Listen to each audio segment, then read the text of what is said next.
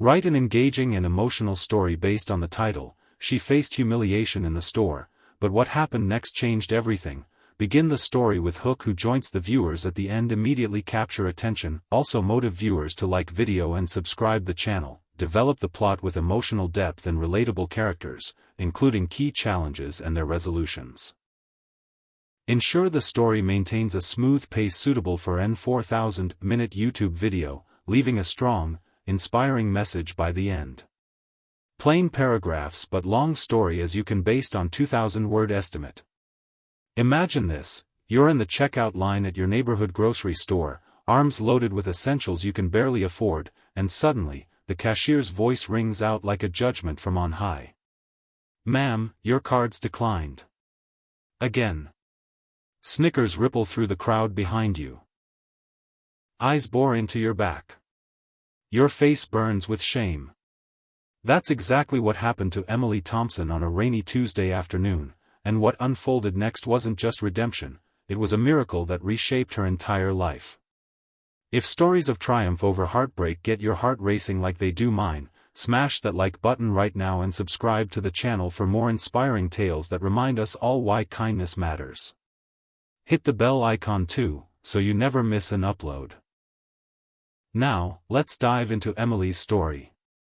Emily was 32, a single mom to two rambunctious kids, Lily, age 7, with her gap-toothed grin and endless questions, and little Max, just 4, who clung to her leg like a lifeline. Life hadn't been kind to Emily. 3 years earlier, her husband, Jake, had died in a car accident, leaving her with a mountain of medical bills, a half-paid mortgage, and a grief that hollowed her out from the inside. She worked 2 jobs. Days at a diner slinging greasy plates, nights folding laundry at a 24-hour laundromat. Sleep was a luxury she couldn't afford, and neither were the little extras that made life bearable. But she pushed on for her kids, pasting on a smile even when her world felt like it was crumbling. That fateful day started like any other. Emily had scraped together just enough from her tips to hit the store for groceries. Her pantry was bare. Cereal boxes empty, fridge echoing with nothing but a wilted head of lettuce. She loaded her cart carefully, generic brands, day-old bread, canned soups on sale. Lily tugged at her sleeve, begging for a candy bar, but Emily shook her head. "Not today, sweetie. Maybe next time." Max fidgeted in the cart seat, his tiny sneakers kicking against the metal. As they approached the checkout, Emily's stomach twisted. She knew her bank account was teetering on the edge, but she'd calculated it down to the penny. Or so she thought. The cashier, a stern woman named Brenda with a name tag that seemed perpetually crooked, scanned the items with mechanical efficiency. Beep. Beep. The total flashed on the screen, $87.42. Emily pulled out her debit card, her hands trembling slightly. She swiped it, punched in her PIN, and waited. The machine beeped, an angry, denying sound. "Declined," Brenda announced flatly, her voice carrying across the store like a megaphone. Emily's heart sank. "Let me try again," she whispered, fumbling for the card. Another swipe. Another beep. "Declined. Do you have another form of payment?" By now, the line behind her had grown. A businessman in a suit tapped his foot impatiently. A group of teenagers whispered and giggled. An elderly couple exchanged pitying glances. Emily felt the heat rising to her cheeks, her eyes stinging with unshed tears. I must have miscalculated," she stammered. "Can I put some things back?" Brenda sighed dramatically, as if this was the biggest inconvenience of her day. "Ma'am, you're holding up the line. Maybe you should step aside." The words hit Emily like a slap. She started pulling items from the belt, the milk for the kids' cereal, the apples they'd been craving. Lily's eyes widened. "Mommy, why?" Max began to whine. That's when the humiliation peaked. A woman in line behind her, dressed in designer clothes with perfectly manicured nails, muttered loudly enough for everyone to hear, "Some people shouldn't shop if they can't pay. It's embarrassing." Snickers followed. Emily wanted the ground to swallow her whole. She was no stranger to hardship, but this public shaming stripped away her last shred of dignity. Tears blurred her vision as she abandoned half her cart and turned to leave, kids in tow, her soul crushed under the weight of judgment. But fate, as it often does in the unlikeliest moments, intervened. A soft voice cut through the murmurs. "Wait." Emily turned to see a man in his late 50s, unassuming in jeans and a faded flannel shirt, stepping forward. His name was Harold, though she wouldn't learn that until later. He had kind eyes, the kind that had seen their share of pain, and a gentle smile that didn't judge. "I'll cover it," he said simply, pulling out his wallet. Brenda raised an eyebrow. "All of it?" Harold nodded.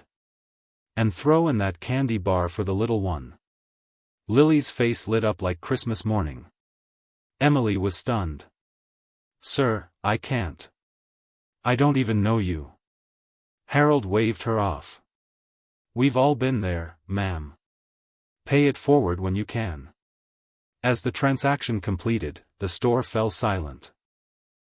The judgmental woman averted her eyes. The teenagers stopped giggling. Emily mumbled a thank you, her voice choked with emotion, and hurried out with her bags, kids bouncing with unexpected joy.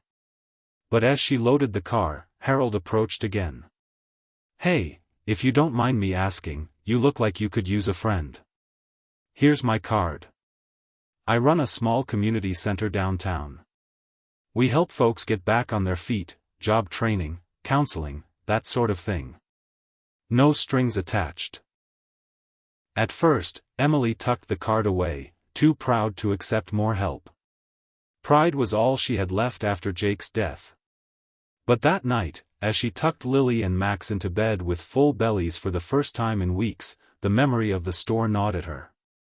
The humiliation replayed in her mind, mingling with Harold's kindness. She thought of Jake, how he'd always said, "Asking for help isn't weakness, it's wisdom."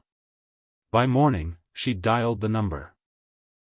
The community center was a modest building, walls lined with motivational posters and shelves of donated books. Harold greeted her warmly, no pity in his gaze, just understanding. Over coffee, Emily poured out her story, the accident that took Jake, the debts that piled up, the endless cycle of work that left her exhausted and isolated. Harold listened without interruption, then shared his own tale. 20 years ago, he'd been homeless after a factory layoff and a divorce. A stranger's act of kindness, a hot meal and a job lead, had turned his life around. Now, he dedicated his days to paying it forward. That meeting was the spark. Harold connected Emily with a financial counselor who helped her consolidate her debts and apply for assistance programs she'd overlooked. He introduced her to a support group for widows, where she met Sarah, a fellow single mom who'd clawed her way out of similar despair. Sarah became Emily's rock. Late-night phone calls, playdates for the kids, shared laughter over cheap wine. But the real challenge came when Harold encouraged Emily to enroll in a job training program at the center. "You've got grit," he told her. "What if you turned that into something more?" Emily hesitated. The program meant night classes in business management, juggling her jobs and kids. Doubt crept in. What if she failed? What if she let her children down again? Memories of the store humiliation fueled her fears. That voice in her head whispering she wasn't good enough. One evening, after a grueling shift, she broke down in the group session. "I feel like I'm drowning," she confessed, tears streaming. The group rallied around her. Sarah shared her own setbacks, a failed business attempt that left her in deeper debt before success. "Failure isn't the end," Sarah said. "It's the teacher." Inspired, Emily pushed through. She studied during lunch breaks, practiced presentations with Lily as her audience. Max's drawings became her motivation, stick figures of Supermom conquering dragons. Challenges mounted, a bout of flu sidelined her for a week, bills loomed larger, and self-doubt reared its head during mock interviews. But each hurdle built her resilience. Harold mentored her personally, teaching her about budgeting, networking, even public speaking. "Remember that store," he'd say. "That wasn't your shame, it was their ignorance. Use it as fuel." Months blurred into a rhythm of growth. Emily graduated top of her class, armed with a certificate and a business plan. Her idea? A mobile meal service for struggling families, delivering affordable, nutritious food with a side of encouragement. She named it Jake's Table, honoring her husband. Startup funds came from a small grant Harold helped her secure, plus donations from the community center's network. Sarah joined as a partner, handling logistics while Emily focused on outreach. The launch was nerve-wracking. Emily's first delivery was to a family much like her own, a harried dad with 3 kids, scraping by. As she handed over the meals, she shared a bit of her story. "I've been there," she said. "You're not alone." The gratitude in his eyes mirrored what she'd felt with Harold. Word spread. Orders trickled in, then poured. Local news picked up the story, from humiliation to hero, local mom turns pain into purpose. The same store where it all began even sponsored a food drive for her service. But success brought new trials. Rapid growth meant hiring help, managing finances, and balancing family. Emily hit a wall when Max got sick, forcing her to cancel deliveries. Doubt resurfaced. Was she spreading herself too thin? In a moment of crisis, she called Harold. "I feel like that woman in the store again, exposed, failing." He reminded her, "Growth hurts, but it's proof you're alive. Lean on your team." Sarah stepped up, and the business thrived. 2 years later, Emily stood on a stage at the community center's annual gala, accepting an award for community impact. Her kids beamed from the front row, Lily in a frilly dress, Max waving a sign that read, "My mom rocks." The room was packed with faces she'd helped, families fed, lives touched. In her speech, Emily recounted that rainy day in the store. "Humiliation nearly broke me," she said, voice steady. "But kindness saved me." Harold's simple act didn't just pay for groceries. It paid for hope. And now, I get to pass that on. As the applause thundered, Emily locked eyes with Harold in the crowd. He nodded, tears in his eyes. Later, over cake, he pulled her aside. "You changed everything, kid. Not just for yourself, for all of us." Emily hugged him, whispering, "No, you did." Today, Jake's Table serves hundreds weekly, with expansions planned. Emily's home is stable, her kids thriving, Lily in art classes, Max dreaming of superheroes. She's dating again, a kind teacher named Tom who understands her scars. But more than that, she's whole. The humiliation that once defined her low point now fuels her mission, to remind others that rock bottom is just the foundation for rebuilding. So, there you have it, the story of how one act of kindness snowballed into a life transformed.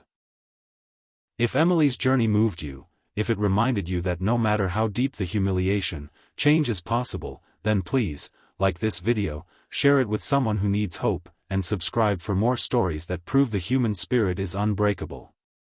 What's your takeaway? Drop it in the comments below, I read every one. Until next time, remember, what happens next can change everything. Stay inspired.